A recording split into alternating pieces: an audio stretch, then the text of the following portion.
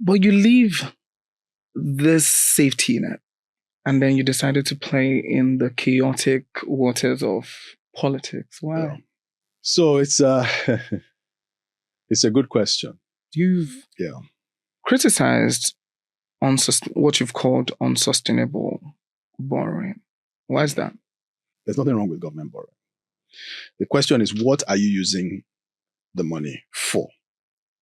In other words, if you borrow and you're spending ₦1 million, are you getting ₦1 million of value for the ₦1 million that you are spending? Right? Or are you awarding a contract for ₦1 million that could have been awarded for 100,000 naira?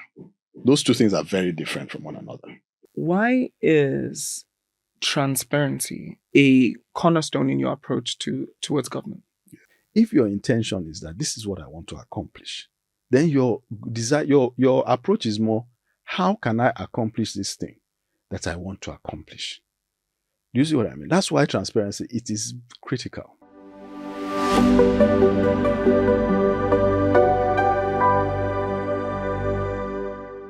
I'm very excited about the possibilities of this conversation because I've read a lot about you and I really want to tap from all that knowledge and experience that you hold.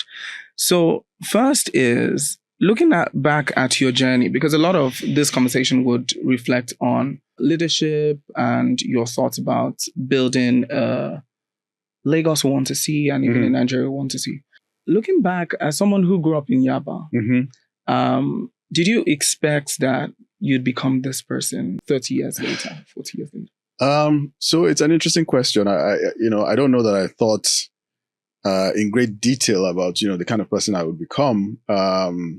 Did I know I would become a professional? Yes. My dad was a professional. I was going to school, so it seemed pretty clear that I would be a professional. I knew I didn't want to be a doctor because my dad was a doctor. That much I knew, but but I knew I'd end up as a professional of some sort. And so that's what we all looked forward to. And we went to school, we got the degrees, and you got a good job and you started out that way, and then you took it from there. So I think that in terms of how it played out, at least at the beginning, I think it was not very different from what I would have thought. Of course, the journey since that point, has taken different twists and turns, which, one would not necessarily have foreseen. But we can get into more of that, and I'm sure we will get into more of that. Okay. So I know that you spoke about you coming from a family where your dad was a medical doctor who owned his own private practice, and your mom worked with government, national. Yeah, she worked with. She worked in, I guess, what would now be the civil service, but she worked at NEPA, which was the forerunner of the electricity industry. In fact, she worked at ECN, which is the Electricity Corporation of Nigeria, before it became NEPA. And she actually spent her entire career there. She spent about 35 years there and retired from there. So I'm always intrigued by that because personally, a lot of the stories I grew up on and even the expectations of my parents was there was a pathway when you, maybe if you're going into finance, when you get into university, you start doing a professional course, maybe an ACC or an ICANN, all of that. Yes. There's a straight path to that. For you, looking at your own journey, was the path always that straight for you? I would say yes and no. Yes, in the sense that, obviously primary school, secondary school, university, all here in Lagos, by the way.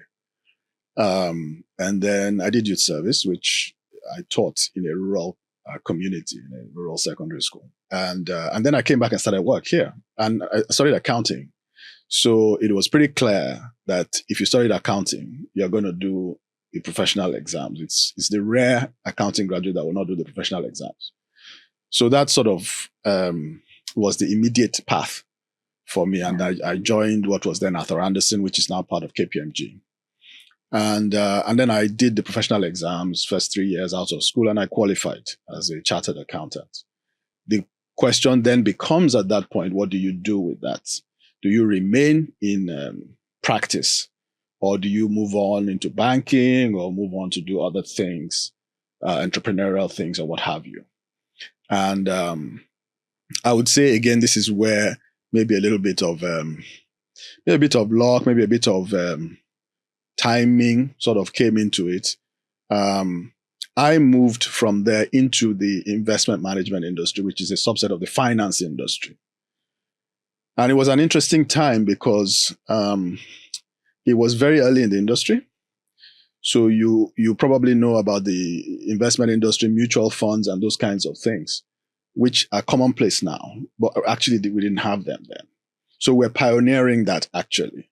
And so I managed one of the first mutual funds, which was then called the Equity Growth Fund.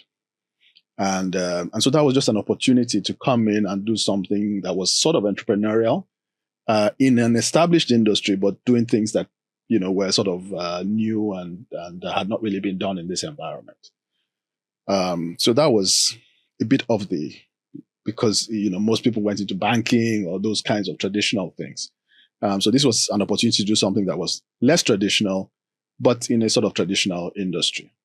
And so from there, I had the opportunity and because it was a young industry and all of that, I had the opportunity to take on a lot of responsibility very early. And therefore I rose quite, rapidly. And then from there, I went on to business school and then, onto other things and in sort of international investment industry. But, that initial phase, I would call it the first 6 years, enabled me to basically transition a fairly standard education in a new and sort of maybe innovative direction, which I could then build on for the rest of my career. So speaking about that, how does the conversation, so for a lot of people, especially when you're building something that didn't exist at the time, how did the conversation about making monies and making a career play with the responsibility of building something that you felt would be important for the industry?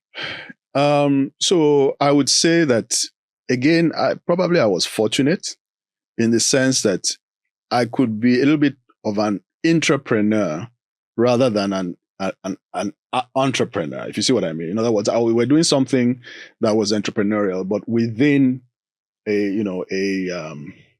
within a regular industry, if you see what I mean, right? Mm-hmm. So that entity in which I was doing this, ARM, was actually a subsidiary at the time of Guarantee Trust Bank, right? So it was within a larger corporate structure, but we had the freedom, we had the flexibility, we had the the room to essentially move off in this direction and create this thing and so on and so. So in a way, we had the best of both worlds. We cheated a little bit, right? So it's not like the guy who steps out and goes and, establishes his business against all odds, sink or swim or what have you,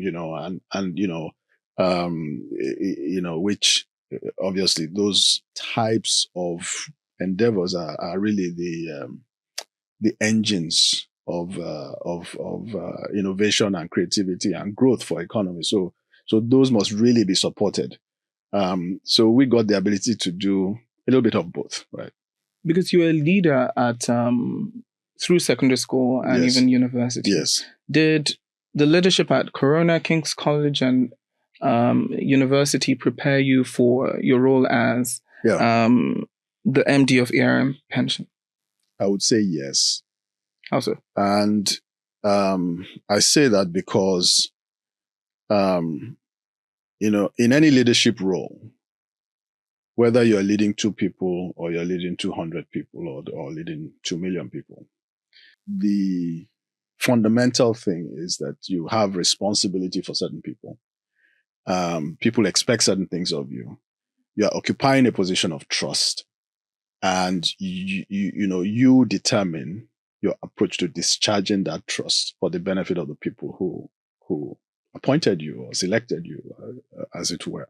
So if I take one of my very early experiences, for example, where in primary school, I had the good fortune of being appointed head boy in my primary school. which comes with its own responsibilities. And, you know, you have to essentially live up to certain standards. Presumably, there were certain things that people perhaps saw in you before deciding that of all the people they were going to appoint as head boy, you were the one they were going to appoint. And therefore, you didn't want to, I certainly didn't want to kind of let down that expectation. You know what I mean? And so that responsibility is something that you learn and that grows on you. And subsequent experiences, you build on it, So going into secondary school, going into university, where I led a, social philanthropic club called the ABC Club, which you may know about. This was a club where, we had good times, but we also tried to, do a little bit of giving back as well. Mm-hmm. Right. All of these are experiences where, people have reposed a trust in you and you are taking on that trust, and the attitude you take to that trust will determine whether or not, they feel comfortable to, extend that trust, give you a higher position of trust and responsibility and so on. And when you think about leadership, even in a corporate context, in a government context, the essence of it is the same, right? Wherever you're in a position of leadership, you just have to understand it as a trust. The good leader understands that as a trust, not for the benefit of yourself, or indeed even the benefit of the people who are very close to you, but for the benefit of all the people who have entrusted you with that responsibility. And so that's a core set of traits and skills that if you develop them from a young age, in my opinion, you can build on them throughout your career and just get to ever and ever increasing understanding and capacity for operating in that kind of role. Looking back at your time in corporate, were there some hard decisions, like when you think about it, that you had to take that reflected on the people, and maybe you felt some type of way, but it was a hard decision that had to be made? Yeah, I mean, you will always have that. Especially if you are running an organization of any size. And there will be certain decisions that you have to take, which are in the broader interest, which may not be in everybody's individual personal, or, for the best of every individual personal person, but it's like the broader interest that has to be served. So one of the things, for example, that I can point to is that, I, for example, have led a merger and acquisition process. And one of the things that you do when you go through a merger and acquisition process is that you're essentially bringing two organizations together. And very often, part of that is then figuring out, okay, for the good of this business, for the good of what we're trying to do, it makes sense for us to merge these two organizations. However, that is going to come with certain things. It means, for example, that we can't have two people doing one job if it's only one job that we have.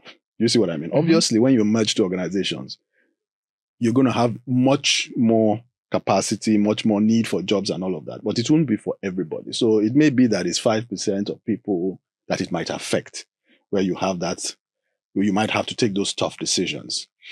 And those are decisions that you have to face with honesty. You have to communicate. Most importantly, you have to be fair, and treat people fairly. And so, when you're taking those decisions, you're acting not just only in the interest of the owners of the business or only in the interest of you as the top managers of the business, but you also have to take into consideration of even those folks who are going to be affected by this. How do you cushion the impact on them? And how do you enable them to make transitions that they may need to make? How do you support them in that process? Because at the end of the day, even the people who are left behind must feel that the whole process was fair, that, this is a larger organization that they feel comfortable being a part of and working with into the future. But you leave this safety net and then you decided to play in the chaotic waters of politics. Wow. Yeah. So it's It's a good question. So a lot of people might look at, because my first foray into politics was maybe 2.5 years ago. And a lot of people look at it and think, well, okay, it's like a recent decision. But actually, it's maybe not a culmination, but it's another step in a process that probably started maybe over 10 years ago. Because that interest in governance matters has always been there. And I would say started to become a little bit more active maybe 10 years ago. So I wrote my first article on governance, published article, about 10 years ago, actually, in 2014, if I remember. And in fact, I was reading that article not too long ago. And it makes interesting reading, by the way. It's called Green Shoots of Governance.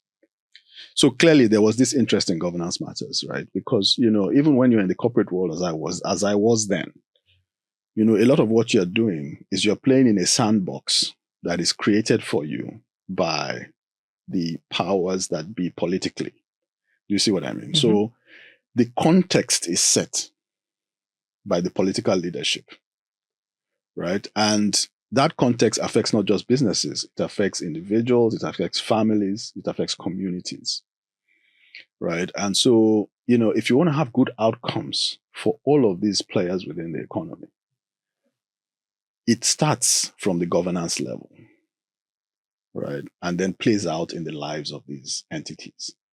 So it was clear to me. And part of what I was doing then was commenting on what I observed in the governance sphere.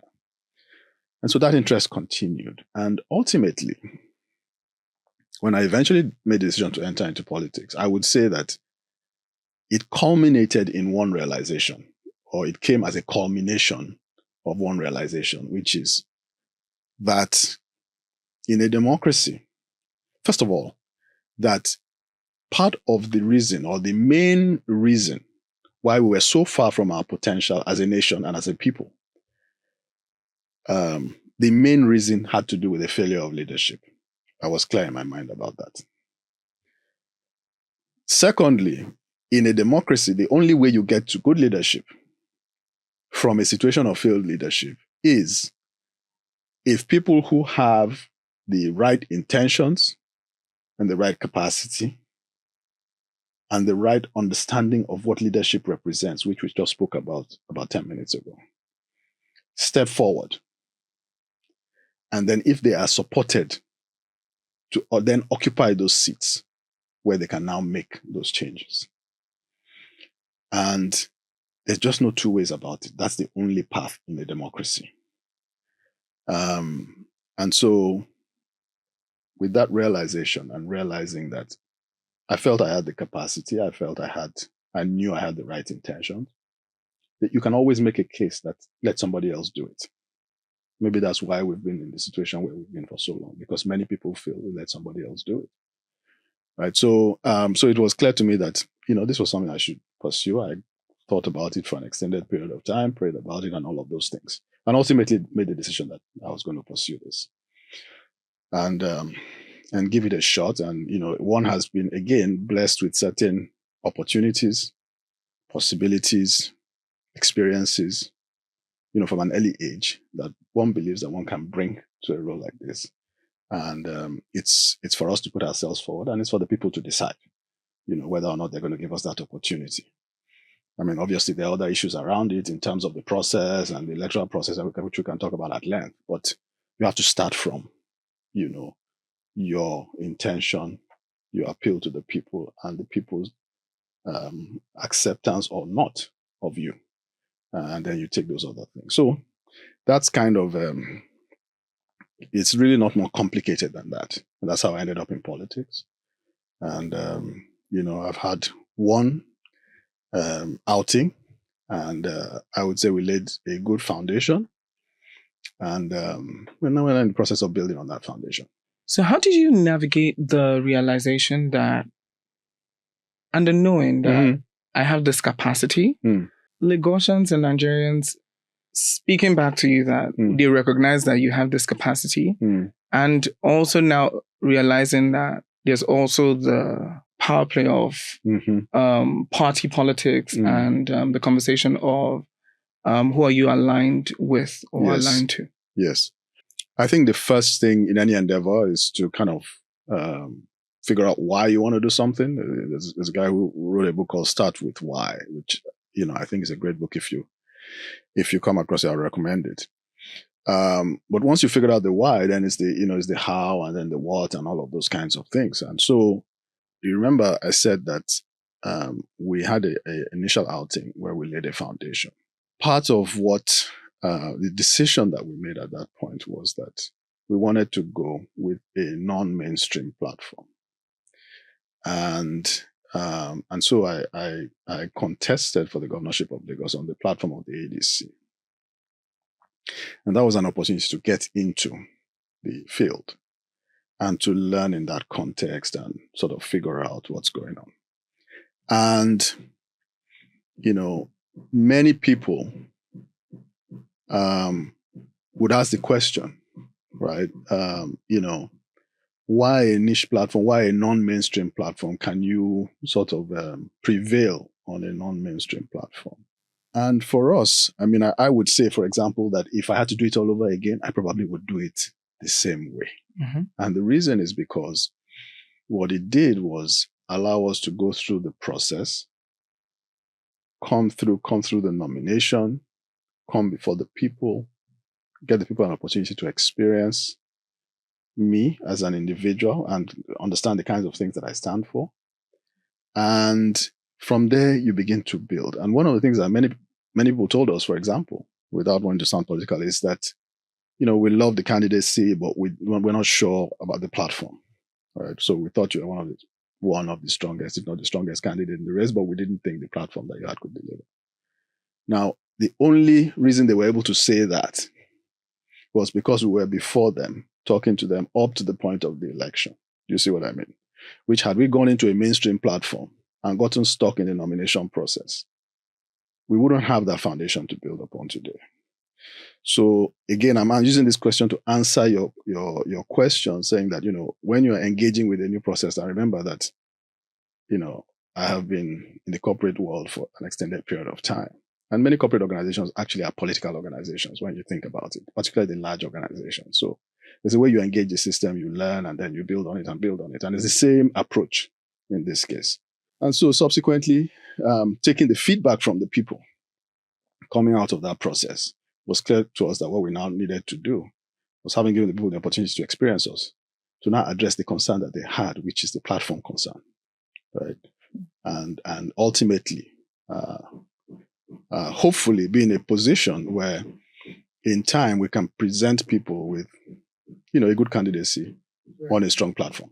So from the experience, I like that you're very clear on the way you wanted that run to play out. But now looking back, because this journey has spanned beyond 10 years from what you said. It's been a conversation, even from your first article in 2014. It's been a conversation in the works. What would you say, who are some of the people you say have been your mentors through this process? And did you need some form of mentorship, or did you think that your corporate experience and the politics of corporate was enough to now pivot into governance? So I think one has mentors on different levels, right? So you have personal mentors, you have mentors in terms of leadership.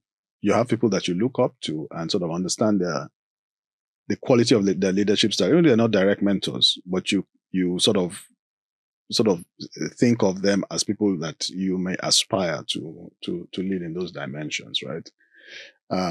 So if you think about governance, for example, some of the qualities in terms of, governance outcomes that were produced under leaders like, Jakonde and Obafemi Awolowo are things that, you can point to and say that, in terms of the outcomes for the people, they were quite significant. Right. And everybody has their faults, and I'm sure you can point to faults of each and every individual. And this is a process that is ongoing, right? And one of the things that you will discover in the political realm is that you operate on many dimensions. You have many affiliations. You have affiliations that are loose affiliations. You have affiliations that are closer affiliations, and so on. Now, one of the things that you must also avoid, in my view, is you must avoid a you must be open to learning and advice, but you must avoid a godfather, godson kind of relationship, in my view, right? Because that is one of the things that has been an Achilles heel in our political realm in Nigeria, right? What you don't want is a leader who is a leader by proxy, right? Nigerians have to get to the point where they are electing their leaders to sit in the seat, right? As opposed to electing proxies who represent. Do you understand? So that the person who is sitting in the seat is exercising the power of the seat on the mandate of the people who put him there. And is therefore acting in the interest of the people who put him there. And if they are not happy with him, then they remove him and put somebody else to act in that position, right?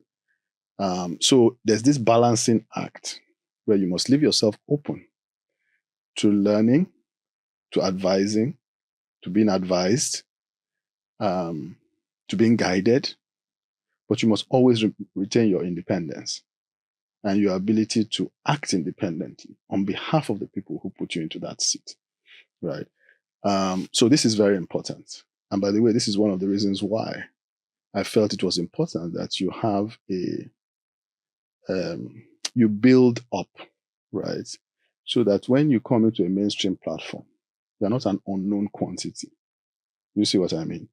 You have a foundation, but you also have a tribe that understands what you stand for, right? So that even in your engagement with the mainstream platform, you are not engaging as a proxy. You are engaging as a known quantity, right? And hopefully there's a meeting of interests that understands that, look, what we need to do for the people, especially in an opposition context, is to provide them with a strong candidate that they can believe in on a platform that they think has the capacity to succeed. And then they can get behind that, right, as an alternative to the incumbent. So this is how I would answer that question. With conversations around godfatherism and the godson relationship, it usually spawns from the need to get the elections funded. And that happens across. So for you, who was now in a new party, non-mainstream party, how did you navigate the conversations of monies, which is because everybody says politics is expensive? How did you navigate the conversation of money and retaining full independence as a candidate? So let me not oversell it. Independence is never full over independence. Even in a corporate sense, if you are the MD of an organization, you're not fully independent. You know, there are boards that you are responsible to and all of that stuff, but nobody owns you.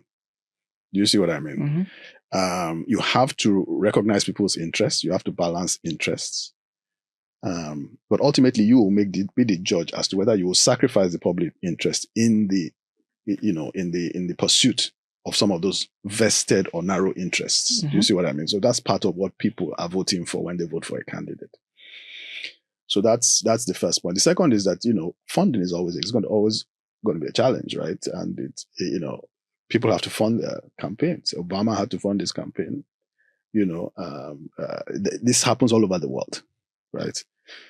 Now, part of it is, do people feel that you stand a chance? You see what I mean? Because funding is tied to that, right? If you're talking to potential funders of your campaign, a guy who gives you 1 million naira because he likes you and believes in you, is not convinced about whether your platform can deliver that victory, and gives you 1 million naira. That person could probably give you 50 million naira if he thought that the platform that you were on could deliver. Do you see what I mean? So those two things are intrinsically linked. And now part of the challenge also is that it is very difficult, I would say near impossible, to be as well funded as the incumbents a lot of the time, speaking generally. Because not just are they the incumbent, but the fact of incumbency in our climb creates an ecosystem around them of people who are eager, in fact, to fund that mechanism as a means of securing, their place within the ecosystem. Do you see what I mean?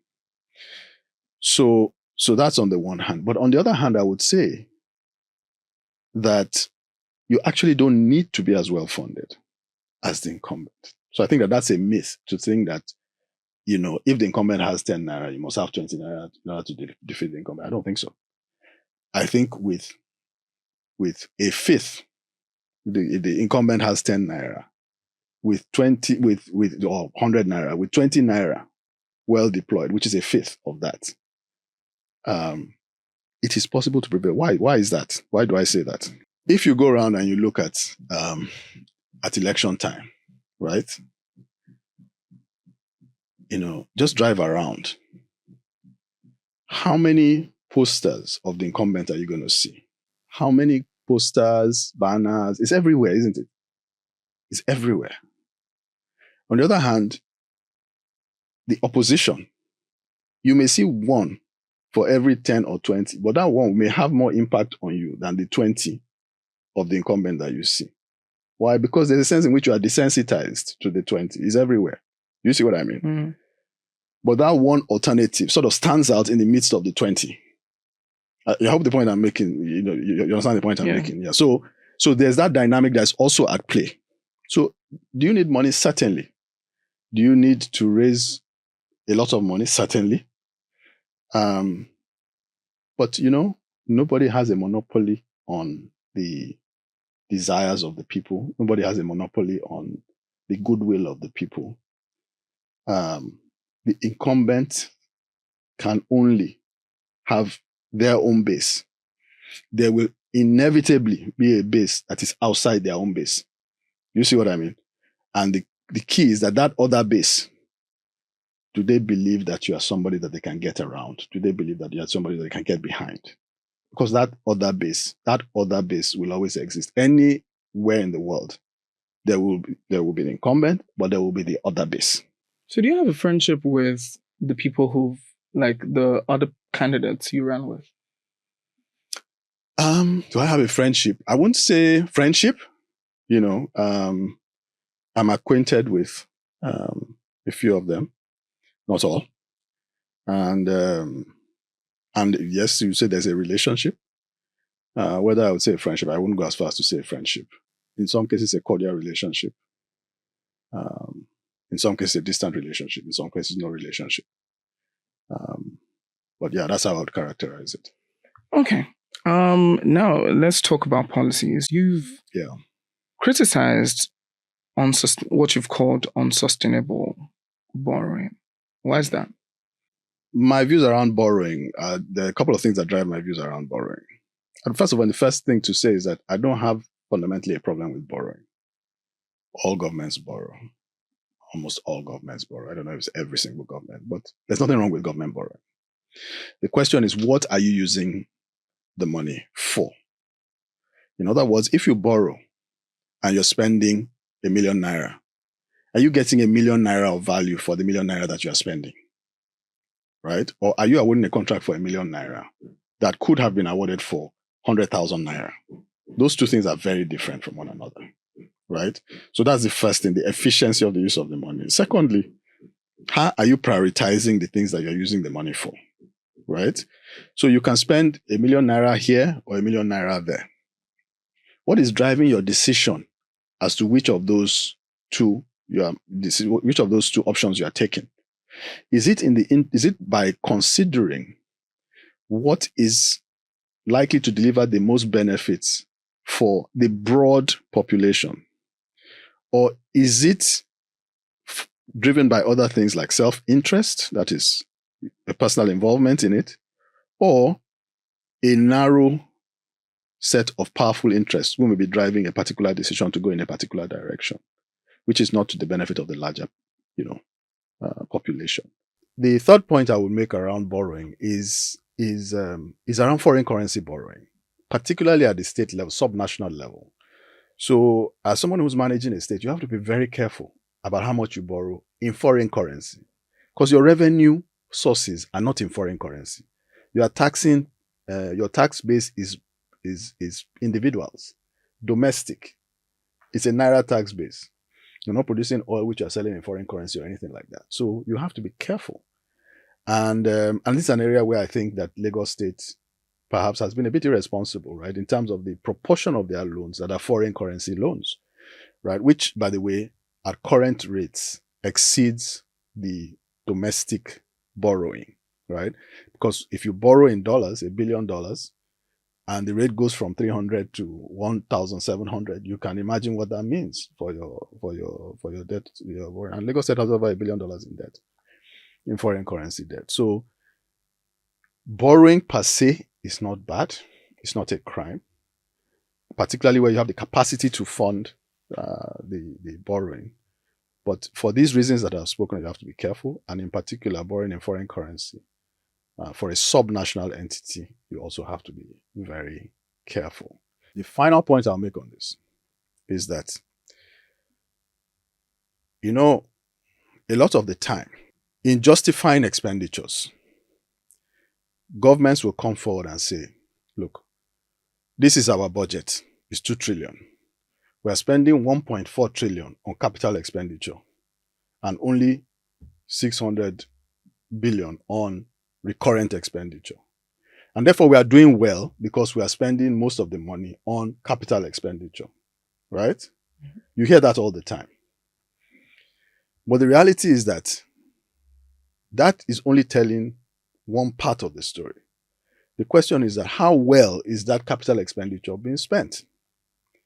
Because if you tell me you are spending 1.5 trillion on capital expenditure, the question I ask you is that what value are you getting for that 1.5 trillion that you are spending? Not just the fact that you are spending 1.5 trillion. Because if you spend 1.5 trillion and you get 1.5 trillion of value, and I spend 1.5 trillion and I get only 200 billion of value, you have done great, but I have done terribly. You see what I mean? Mm. So sometimes when you see us challenging what government may be doing on a particular thing, this is what is driving it. So sometimes you hear, for example, government awarding trillion naira contracts without competitive bidding. How do you do that and ensure you are getting value for money? Do you see what I mean?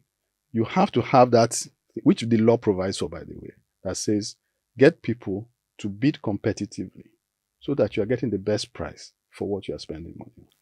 So now looking at this standpoint, because and even with just a few days ago, I think yesterday, in the news, a lot of these conversations are happening as regards conversations around budget because of the 2025 budget. So a lot of these conversations are put into context, yes. But when you now think of the fiscal challenges of Lagos State, in your own opinion, how can we fix those challenges without stifling the growth of the millions of people who have called Lagos their home? So that's a very good question. And it's a multi-layered question. The first thing is that you have to block the leakages. And there are a lot of leakages in governance. Some of them are the things that I've talked about here. Right? If you have, it's like you have a basket. If you are pouring water into a basket, it's going to take a lot of water to fill that basket. It will never fill. Right? So if you have excessive leakages as a government, the money you have will never be enough. It's like a household. So that's the first thing. Part of the leakages, by the way, is that the people who are supposed to pay taxes, the people who are supposed to pay what they are supposed to pay, you ensure that they pay. Don't leave the powerful to go and harass the people who can fight back for the pennies that you're trying to get from them. Right? So that is a second point. The third point is that if you govern properly and you touch on some of these things that I have talked about, what will happen is that the society itself will become more prosperous in a broad-based way. You see what I mean? Mm-hmm. That dynamic that I talked about, which is a negative dynamic that ends up concentrating resources in a few hands, will operate in a different way, such that the wealth will be spread, right, in a broad-based way, creating capacity within the people themselves, who then become the engines of productivity. Do you see what I mean? So that you, in every economy where you've had this sustainable push into prosperity, rapidly increasing standards of living and so on, is never done by a narrow minority of it. It's because the society, in a broad-based way, has developed the capacity to become productive and is now the engine of that productivity. You see what I mean? Mm-hmm. And that is what you must do in Lagos. We must invest in the human capital rather than bemoaning our fate that we have a large population. We should invest in that population and make them the engines of our productivity. Think of it as an asset, but you have to invest in that asset to make it a productive asset. And that's what we have to do. And there are a range of things that must be done to accomplish that. So, for example, realizing that much of that population is a young population. The median age in Nigeria is about 18 years. That tells you that half of the population is 18 years and below. Half. In Nigeria, that's about 100 million people. Right? There's nothing to make us believe that Lagos is necessarily different from that. I don't have the figures for Lagos, by the way. But we can imagine that it will be a similar kind of structure. You must invest in these people. If you invest in them, they will become your weapon, your secret weapon in the future. If you don't invest in them, they will become your Achilles heel in the future. So what does investing in them mean? First of all, you have to think about their health. So healthcare, for example, for children below a certain age should be free. It should be free, right? Education up to a certain level should be free. And not just free in mouth alone, where you charge this, and just say there's no fee. No, it should be free up to a certain level. Then, in addition to formal academic education, you have to provide for technical education. Everybody wants to go and become a clerk or what have you. So people from JS3 onwards can learn a trade in 3 or 4 years if you have a massive investment in technical education. By the way, this is what the society needs. Right? The society needs more clerks? Maybe not. The society needs more builders, more electricians? Maybe. Right? Because when you do this, you are empowering those people to become productive. Even if they can't get a job, somebody to employ them, they can do something from the next day, right? Which they start to then build wealth, right? Which contributes to the wealth of society. Importantly, one of the things that it will also do for you is that it makes you, it makes this population useful in 2 ways to people looking in from the outside. One, they are a more attractive market because they have greater economic capacity. But they are also a source of qualified, capable talent that you can then site your businesses beside. Because you have a pool of technical talent that you can tap into. You see what I mean? Mm-hmm. So all of these things become mutually reinforcing, right? They all work together so that ultimately then you move from a situation where you have a concentrated wealth society to a broad-based, prosperous society. And this transition is a transition that is very possible, especially within Lagos, because Lagos has the good fortune of being in a position today where other states are trying to get to. I don't know if you get what I mean by that. Mm-hmm. So if you ask many states, the governors in many states, what they will tell you is that they are trying to attract businesses, they are trying to get people to come and all of that stuff, isn't it? So that they can start from there, right? Building the wealth of the society. But that's where Lagos is starting from. The businesses are there. People come, people come here. And they've been here, by the way, for centuries. So this is not new, right? So we have a great opportunity, if we manage it right, to make this transition where the society itself becomes more productive and then becomes the engine of productivity. And by the way, this thing that I'm talking about will benefit not just Lagos, it will benefit Nigeria. Because people who have studied countries, societies that have made this transition have found that very often, not always, but very often, these countries have emerged on the back of the emergence of their coastal regions. Because the coastal regions have their, some of these factors in place, which we've talked about, to kickstart that process. And then the whole nation is dragged along. You see what I mean? Mm-hmm. So we have a peculiar responsibility to manage Lagos well. I hear all of that. And when you look at Lagos in the last 4 years, even 8 years, there's been a lot of investment in new industries and the need for a lot of investment in newer industries, like ventures like the revamp of the National Theatre, revamp of Eco Festival, revamp of things like that to just excite the growing industries like entertainment, digital tech, and all of that. Mm-hmm. So, in your own opinion, but then still, with all of these revamps and reboot of and knowing of these industries, there's still a 42%, according to the research, of people who are unemployed.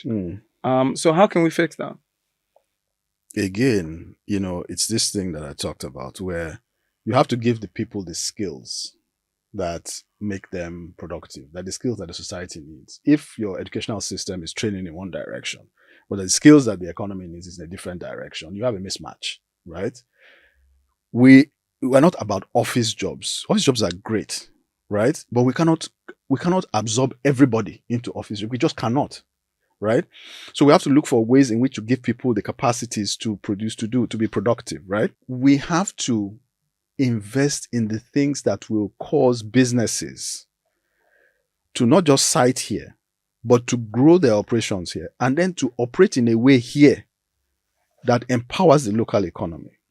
Not to treat Lagos as a market to import things through the port and sell to the people here, but to treat Lagos as a base of production that, yes, has a local market within close proximity, but more importantly, has a working infrastructure, technically capable people who can man their factories, right? Such that Lagos then becomes a productive base from which you can service not just the local economy, but you can service external markets, export, and so on. Because we're right here on the coast. We're right here on the coast, and our geographical position is advantageous. And other countries have managed these endowments well, and that's what has taken. If you take Singapore, what does Singapore have? That is the only thing that Singapore has. That geographic position is the only thing that Singapore has. They have nothing other than that. But they maximized it. And we can do a lot more to do that when we have a lot more, not just the geographical advantage. We have many other advantages, by the way. The other point that I will emphasize here in answer to this question is that, and this is one of the things that I have said we would adopt, given the opportunity, is a regional strategy. You see, you have to have a regional development strategy. Because that way you are much stronger. Because the things you don't have. So, for example, if you have a regional development strategy in the Southwest that involves Ogun, Oyo, and so on and so forth, They have land, we don't. Right? We have population that they don't have. We have access to the coast that they don't have. You see what I mean? We have financial center that they perhaps do not have. We have maybe a base of existing industry that maybe they do not have. But when we put ourselves together as a block, right? We don't have to go to the level of political union. No, that's not what I'm saying. But in having a regional development strategy, we can say, okay, here is what we can do, for example, in the agri space, right? Here is how we can essentially have access to land, a trained population to farm that land, industry to do agro-processing on what is being produced by that land, and which we can export through the access that we have to the coast and the markets. That is something that when you are thinking collectively, you can have an integrated plan to do, which you sitting down here in Lagos alone cannot do. And they sitting down there alone cannot do. So as part of this idea of essentially getting people productive, getting people prosperous, getting people working, creating jobs, creating economic activity that is meaningful, sustainable, that can improve people's lives and pull them out of poverty. These are the building blocks. A lot of these building blocks are hinged on a transparent government. Yeah. Because if you're going to adopt this regional plan, it would be, I would assume that would be hinged very greatly on transparency between all the parties who come together. Speaking about this, you've sued the federal government over the Lagos Calabar Highway procurement process. And then you've also written several letters asking for more transparency in several others. Why is transparency a cornerstone in your approach towards government? You see, transparency is critical, right? You see, governance, even if you have the right intentions and you are transparent and you are honest, governance is not easy because we're in a competitive world. You understand? Talk less of if the transparency and the intention is not there, then it becomes an impossible task.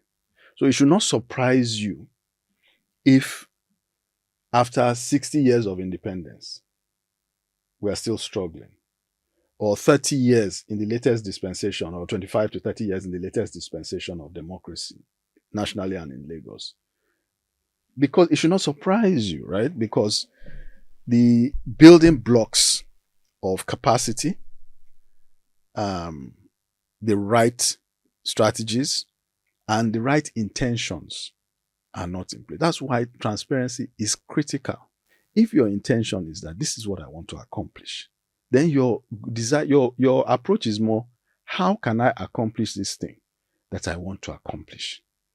Do you see what I mean? That's why transparency, it is critical. It's not the only thing that is needed. You need capacity, it's not. So I'm not making the case that once you have transparency, everything is solved. No. But if you don't have it, you will not develop sustainably. If you go and look at countries and just even do a chart of countries which countries have achieved high living standards, and then look at their corruption and transparency index, you see that there's a very close correlation. Those countries that have high standards of living have low corruption indices, and vice versa. So it tells us something, and it's something that we all intuitively know. You understand? We don't need theories to tell us. If you ask the man on the street, he can probably tell you that part of the reason why we are where we are, a big part of the reason why where we are, is because many of the leaders who have led us do not have the interests of the larger society at heart. They are more interested in personal interests and so on and so forth. The average person will tell you this. It's not rocket science. That's okay. Yeah, it's not rocket science. So we've come to the end, but then there's a final question, which is 10 years from now, what would you want your impact on Lagos and the Nigeria to be? Part of what I am convinced of is the fact that already we're having a big impact on governance without even being in the seat of governance, right? Mm-hmm. Because some of the things that we're telling governments and telling the people that government should be doing is actually affecting the actions of government. You understand? So some of that impunity and so on and so forth, when we write what we do and we take them to court or whatever, it influences their behavior. You see what I mean? So you started there. But more importantly, given the opportunity to occupy a seat of a driver's seat, I would expect that in 10 years, Lagos will be well on its way to becoming a first world city, because the foundations would have been laid, the culture would have been changed within government. You may not get to the decision, but you can change the culture within government within 2 terms of a governor's office. You can change the culture. And one of the when I sort of look at it in 2 buckets, the way I view it is reform the government, prioritize the people. A lot of what we've talked about here today is about prioritizing the people. Reforming the government is the other big leg of it. What does reforming the government mean? Transparency, deal with corruption, deal with self-interest and impunity, put in a culture of meritocracy, and then improve compensation. Again, it's not rocket science. People will tell you from morning till night why it cannot be done in government. It's not true. If it can be done in the largest corporate organizations, it can be done in government. But what will make the difference as to whether it will or will not be done in government is the commitment of the person at the apex of the system. If the person at the apex of the system is committed that this is what's going to happen, in 2 terms, you can make it happen.